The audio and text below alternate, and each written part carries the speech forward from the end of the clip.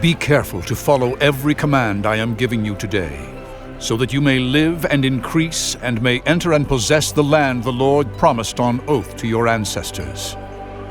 Remember how the Lord your God led you all the way in the wilderness these 40 years to humble and test you, in order to know what was in your heart, whether or not you would keep his commands.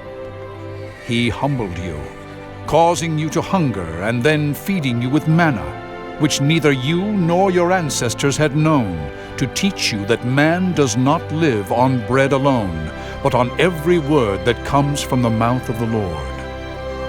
Your clothes did not wear out, and your feet did not swell during these 40 years. Know then in your heart that as a man disciplines his son, so the Lord your God disciplines you.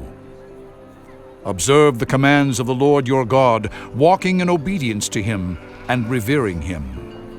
For the Lord your God is bringing you into a good land, a land with brooks, streams, and deep springs gushing out into the valleys and hills, a land with wheat and barley, vines and fig trees, pomegranates, olive oil and honey, a land where bread will not be scarce, and you will lack nothing, a land where the rocks are iron, and you can dig copper out of the hills. When you have eaten and are satisfied, praise the Lord your God for the good land he has given you. Be careful that you do not forget the Lord your God, failing to observe his commands, his laws, and his decrees that I am giving you this day.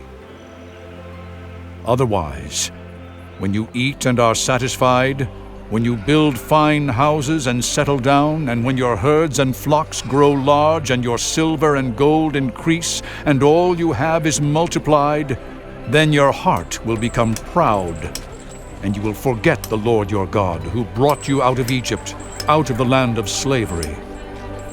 He led you through the vast and dreadful wilderness, that thirsty and waterless land, with its venomous snakes and scorpions.